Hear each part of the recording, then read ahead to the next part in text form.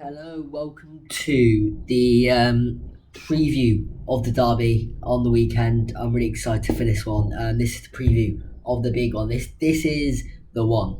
This is the one that we've all been waiting for, and the massive. This is a huge game for Man United. But in this video, we're going to be discussing the combined exercise. We're going to be discussing the teams that Man U may put out. We're going to do the prediction for the match and the managerial candidates that Man U can appoint, and just the overall, excitement around this game, which is true. There's a big excitement around this game, but it's a huge game for Man United. I was looking at the league table just then, and we have. Let me just check again. Actually, I'm going to check how many points we have because Arsenal are just behind us, obviously, and that's always a worry. So we're on the 47 points. Arsenal on 45 points, and we played 3 games more than them. So really, we need to win this game because if we don't win this game, they've got 3 games in hand. They could easily go, and really drawing the game's not so good. So it's a tough one with Man United. Really, we need to win this game. Do I think we'll win this game? I think it's very unlikely we will. But we have to. We really have to. I think the Watford result was a big, and it's so annoying that we didn't win that game now. Because if you look at it now, if we've got 3 points there, pass on the confidence in this game, it looks like we just can't score. But anyway, we're going to focus on the team for now. So the team to start, I'm just going to do really quickly. I think in goal will be De Gea. Then I think it will be Wan-Bissaka. Then it will be Maguire. Maguire will play. I know the fan base. I know we're all saying we don't want Maguire to play, and we don't want him to play. I don't understand why we keep on playing the players that have been awful every single win this season. It's like the other kind of a pass. You can play bad this game, bad that game, bad, but you can play the next game. And there's players on the bench that actually when they have the chance to play, they play well. Like Victor Lindelof, he's played the last game, but I bet you any money he will not play this next game. Maguire will play. Maguire will play because his price tag and because he's the captain of the club, and it's ridiculous and it's so biased. The bias at this football club is the joke. So it'll be him and Varane. I'd want to see Lindelof with Varane, but it won't happen. Then we're going to put Shaw, Telles. I think we'll put Telles. No, I hope we put Telles, but I think we'll put Shaw. Then midfield. I think our midfield should be Fred and Matic, but it won't be Matic. It'll be Fred and McTominay. Then it will be Rashford will play again. Ronaldo will play, I think, and Jadon Sancho will play. So I think the team will be that. I think it will be De Gea, Wan-Bissaka, Lindelof, Varane, Shaw, Fred, McTominay, Ronaldo, Rashford, and Jadon Sancho. When the team should be De Gea, Wan-Bissaka, Varane, Lindelof, Telles, Matic, and Fred, Ronaldo and Anthony Elanga and Jadon Sancho. That should be the team that we play on the weekend, but it won't be the team we play on the weekend. I don't think we drop Ronaldo. And also, sorry, Bruno Fernandes. Yeah, I don't think we drop Ronaldo for this game. I think, yes, he's not been on brilliant form this year, but I feel these are the games where big players turn up, and that's like saying let's just drop Ronaldo for a Champions League game. I feel like the game plan that we were set out this game maybe will not suit him. I think we need that pace. We may need a Marcus Rashford. We may need a Marcus Rashford to just get that pace. But I feel with Elanga, he adds a different threat. And I think with Jadon Sancho, it's the same thing. But again, we go back to the point, will we start these players that we want to start? No, we probably won't, because we are a club that revolves around the followers you have on Instagram and Twitter. Explains how much you start, or how many money you have, or do you were you from Manchester? It's just the bias again, but we will probably start Marcus Rashford. And I've been one of the fans that I like Marcus Rashford. I love Marcus Rashford. I think he's a brilliant player. I think he's very low in confidence. But he should not start this game. And that's for his own sake too. I just think that Marcus Rashford right now needs to be managed. And this is where man management comes in. Marcus Rashford needs to be managed. He needs to be having people around him, putting an arm around him, and trying to lift him up a bit. Come on, lad, you can do it. Confidence can go like that in football, and confidence can come like that in football. I think Mark Rashford right now needs a break. I think he needs a mental break, and then he can come back and he can hit the ground running again. So yeah, that's what I'll do in terms of the team, but I bet he'll start the other lineup, like I said before. In terms of the combined teams, a lot of people are saying do not put any Marcus. No, just don't put any Man U players in their team. But I think you can. I think you can. In goal, the Ederson in goal. Then at the back, you put Kyle Walker with Ruben Dias, with Laporte. But I was choosing between Varane and Laporte, and I just thought Laporte. But just left back, Cancelo. In midfield, Rodri and De Bruyne. No, not De Bruyne. Rodri and Fernandinho. If you're playing a 4-3-3, then you'll play Rodri in that holding, De Bruyne and Bernardo Silva. So no Man U midfield against them, I'm sorry. And then I'll put Ronaldo up front with Jadon Sancho and Sterling on the left. That's what I'll do. Combined team. I'll read it out again. The Ederson in goal, Kyle Walker, Ruben Dias, Laporte, Cancelo, Rodri, De Bruyne, Bernardo Silva, Sterling, Ronaldo, and Jadon Sancho. That would be my combined exercise between the two teams. I think it has the balance in there, but I don't think you put any more. Well, I think two's a bit too much. I don't think you even put one in. It's so annoying that you can't put any Man U players in there, but you can. You just can't. I think Ronaldo's the only one that you can actually say to be in there. I think Jadon Sancho's a debate. I think the only other guy, Bruno Fernandes and Varane, would be the only two that I would say maybe, but that's it. That is literally it, and it's actually heartbreaking to see that, but it's the truth. Anyway, fantastic. Anyway, do you like that, the Ollie impression? We're gonna park the bus today versus them. It's gonna be a hard game, but we hope to win the game. But we have to play with the two midfield. We have to play parking the bus, 10 at the back. We're gonna hit them on the counter with Bruno, Cristiano. We're gonna rely on moments. Fantastic. Yeah, that's what he would say. I hope Ranieri, to be honest with you, I hope we do counter-attack, because I do think that if we go and press them high and we kind of try and control the game, we will get left out. They will run past us. They will literally run past us. I think we need to kind of sit back and hit them on the counter with the pace that we have. I think we'll be just fine. And that's how we've won games versus them. If you think about the last 5 years, how have we beat these teams? We've kind of counter-attacking, and it's worked. I do want to say really quickly, which I have not mentioned at the start of the video. You may have heard me already, and I do find it hard in my speech, talking a lot, but I'm trying. And one of the reasons why I wanted to do this is to come out of my comfort zone and show people that they can do anything in life. And this is something that I like doing. This is something I like to do, is talk about football, because I love Man U and I love football, and this is a football page. And if you don't like it, then you can leave, and if you like it, it's fine. I just want to be open with you guys, and yeah, it's just I'm not going to avoid, and I'm just going to be as confident as I can be. So thank you so much for the appreciation of that. Anyway, we're going to move on. So we've just talked about the team, the prediction for the match. My prediction, I'm going to go for... see, it's tough. I think I'm going to go for... I hope we win. And I always say we'll win versus the derby. I think we're going to win. 2-0. No, 2-1. We will concede a goal. 2-1. I think we'll score a goal. I think Ronaldo will score. And I think Bruno will score. I think they'll score the 2 goals.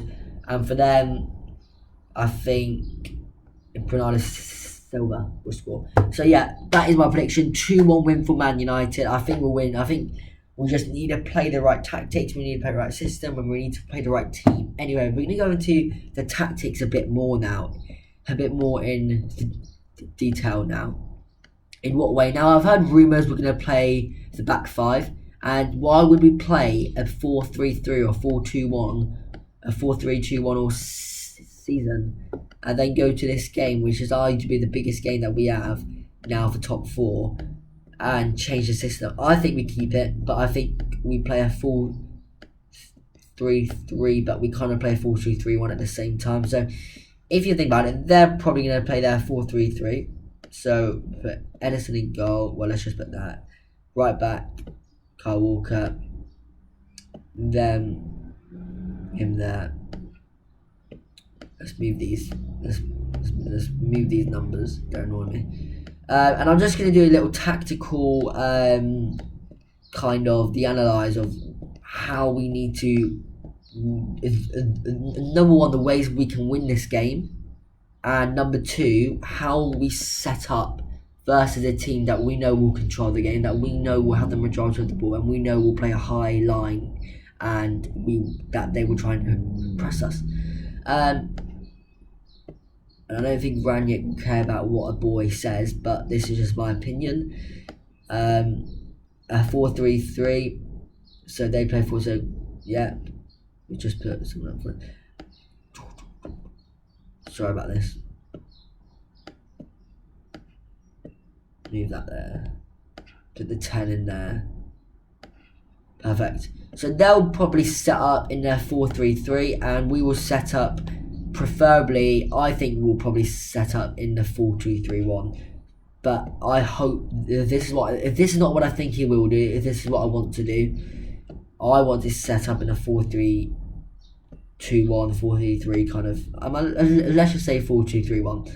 So in there, Mcity and Fred, Bruno, and Mcity is the most underrated. If you watch the game versus Watford, you can see what he can do. He just controls games, and there's no reason. And I think McTominay, he's the most overrated. But I'm finished with McTominay, honestly. Absolutely finished with him. Anyway, perfect. Okay, so this is how I want to line up. I'm Manuel. I'm obviously in the red.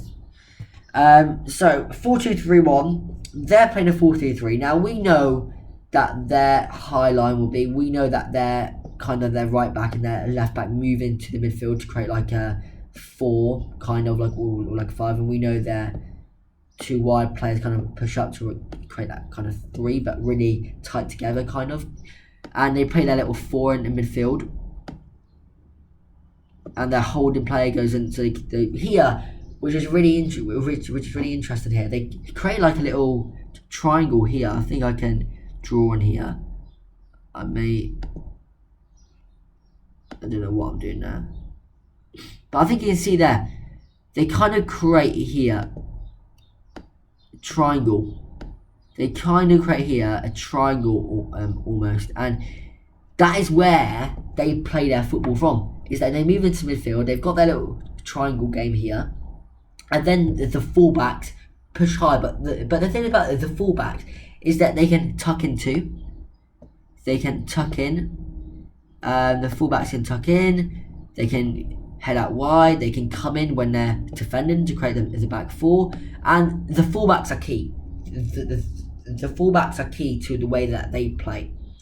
The midfield's key with the triangle, with the one holding. We know that Rodri is the one holding. Then you got the 2 kind of pushing forward, creating the overload in the attack. They kind of creating the overload, and then he'll push up, and you got 2 at the back really, and it's very high. I don't mean they'll play as high. I think you've got the 2 there, and you've also got the 1 holding just in case. But you've really got that 4 in the attack, so they're really playing a 4-4-4. It's just crazy. And Man U, if we're going to defend against this, if we're going to defend against a high line, if we're going to defend against a team that we know will put us under huge amounts of pressure, we know he's going to push up, and he'll kind of close in on him. He'll push up, but they kind of play deep, and he'll push up. He'll probably push up. He'll push up. he'll push up, he'll push up, and he'll push up. That is effectively the way that they play. They're very high, they play high, they want the ball, and they play around corners. So we cannot leave gaps. Number one, we cannot leave gaps, and in the way we try to play, we cannot leave gaps. We've got to keep tight. We've got to keep compact. We've got to keep close together. We've got the communication has to be clear. I've heard a saying: you can control a game with and without the ball. We this game have to control the game without the ball. We've got to play kind of not in their half, but we've got to move the ball out of our own yard box. We've got to move the ball out the area that we know they can score. So we've got to move the ball wide. We want to get the ball wide. We want to force them to get the ball wide, and we want to push them up the pitch. But we can do that if we are compact, and if we don't allow the gaps. The gaps are key. If we don't allow them to run the midfield, and our midfield is absolutely horrendous. If they win the midfield, they win the match. If we win the midfield, we win the match. It's a game of midfield. It's a game of midfield. And how do we prevent from them to pushing so high up that we cannot control the game? How can we stay in control of the game and still be able to prevent the amount of pressure coming to our own box? So really, we need to be more compact than this. So I want these to be there. Just push up a tiny bit. He will tuck in. He will tuck in. We need to be tight. We want to force them wide. There's no point of being like that. We cannot allow the gaps to come through. We cannot allow that. Then the midfield, one kind of holding, the number 9. So let's say if Jesus plays up front. The holding midfielder, whether it's Mcity, Fred or McTominay, needs to watch him. They need to have the communication between the defence with Maguire, Varane, Lindelof, and the holding midfielder to be able to know whose man is, because it's one of them two. It's one of the. If Jesus drops, which he normally does a bit, then it's Mcity or McTominay or Fred. If he goes deep in our yard box, then it's Maguire, Varane, or Lindelof. Then you've got a De Bruyne and Bernardo Silva. So that's where the two men have to mark. We are playing a 3 holding midfield. I hate to say it, but we are. Then how can we counter press on the other side? But in the defensive way, we are man marking their midfield. Because if we do that, we're preventing them to find the space to move forward. We're preventing it. So if I was the manager, then you stick Fred on one, on, let's say, their Matic on Jesus, Fred on De Bruyne, and Bruno on Rodri. So because we know that Rodri may sit. That's how you do it. That's how you have to do it. You have got the extra midfielder because you know Jesus drops deep. So if you see it right now with their forward, they kind of have like a little triangle, because they do, because they're playing Jesus deep. Then they got their 2 midfielders, De Bruyne here, Bernardo Silva here, and they got Rodri. But we leave Rodri out. We don't care about Rodri. We can let him have the ball because we know he's more deep, and we're still in control because we're preventing the other midfielders to earn the ball, and we're still preventing the 2 wide players to come outside. We're kind of pushing them. We're trying to, be more compact, and that's how we want to set up. As you can see in our shape right now, in that 4 and in that 3, you see there's not much space, there's not much room that they can play in. Our 2 winners again tighten up, so we're kind of there again. We're kind of playing out of possession a 4-5-1. That is the truth. We are playing a 4-5-1 without the ball, and you can see it there. Okay, now if we get the ball, this is the key now. If we get the ball from the defence and we're in this shape, we know that they're going to try and win the ball back. They're going to counter press. They're going to press us high up the pitch. So how do we stop this? How do we prevent this from happening? Well, how do we prevent them from counter pressing us, and then we lose the ball? But we can't. But how do we prevent us from losing the ball? So how can we try and hit them on the counter? Well, when we win the ball, our 2 wide players need to come in. I say they need to come in because they will leave the gaps because they've got their 2 high fullbacks with Kyle Walker and Cancelo, they have the big gaps. So we know that we can try to get it out wide to the 2 wide players. And we've got all this room. Oh God, we've got all that room on that wide zone that we can try and attack from. So the ball comes out here, and we've got room. You've got one player there with Ronaldo. He can come in. Maybe Bruno can come up to help. And it's a 4v2. So there are ways we can stay in shape. We can control the game. And we can counter-press them. We can do it. But we need to stick to the system. And we need to stick to the fundamentals. How do we control the game without the ball? How can we keep compact? And then from these 2 points, how can we keep man-marking their midfield? How can we win the midfield? And then when we win the ball up high, in the defensive line, in the defensive zone, how can we counter-press to our 2 winners? And our 2 winners with Jadon Sancho and Anthony Lang or Marcus Rashford, they are key in this. They are so key in this because they are the win or lose. Because when we get the ball, how can they be effective in the transition? This is purely transition play. How can we get the ball from defense to attack in 2 seconds and get a goal? But then it's for them, how can they lose the ball but prevent that from happening? But we have to do what we can do, and that's what we can do. And then the transition for us in the defense is, if we lose the ball, can we be in control of the match still and still be in shape? How can we stay in that 4-5-1 for the remainder of the game and prevent? We have to prevent them from that. They're through on goal and they're about to score a goal. We've got to prevent them from putting in a cross from the wide zone, which you see them a lot doing. The fullbacks, they're so good that they can whip in a ball, and the amount of space and the amount of time that they have to do that, it allows them to score. And we saw it last game. I remember Bailly, he got an own goal because of this. Because he wiped in the ball and we didn't close them down quick enough to prevent it from happening. Their first goal came again. The ball was out there, and the ball whipped in again, leaving them so much time to make that decision.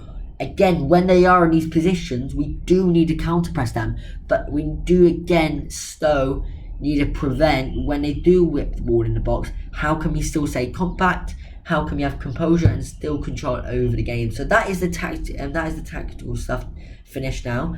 I'm sorry if I yapped on there, but it's very important that Man you get the tactical stuff right for this game, so that we set up right, because it will be a tough game and we will have to counter press them when we get the chance to. But in a defensive transition, we have to be reactive. We've got to be reactive to their mistakes. We've got to be reactive. Anyway, now for the next 5 minutes, actually I may leave it. I'm going to do a video tomorrow on managerial targets for Man U, and I'm going to go really in depth on each manager and talk about each manager and the attributes that they may have and what the pros and cons really. I'll create a 5-man list of managers that Man U are linked to. There'll probably be Pochettino, Ten Hag, Carlo Ancelotti, Roberto Mancini, and Ralph Rangnick. And I'll just do a quick 5 pros and cons on each of them, and I'll talk in huge of the detail on each of them. Now lastly, before we end this off, do not leave yet. We're just going to talk about the game and just the whole area around the game and talk about news and football. So I have a fan page, as you all know, and one of the big things that I put out on my fan page today that I will say now about Pochettino though, is that Pochettino apparently, if this is from TalkSport, Pochettino is not joining Manchester United.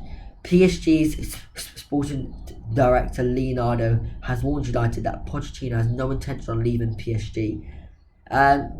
So what do you make of this? Please, to hear all this news from me, please join the Instagram page. It's the Trafford 7, and I've got a TikTok account, I've got a Twitter account, and obviously the YouTube account.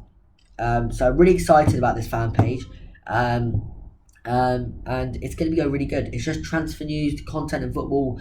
I've uploaded a video earlier on ranking managers in the Premier League on the tier list. That was really fun. So if you want to check that out, it's on my YouTube page. And yeah, but this game, it's a massive game for Man United. We need to set up well. We need to start brightly, but it's about again. It just heads down to how do we set up tactically, and how can we show a bit of fight and passion and get the most out of this game we can.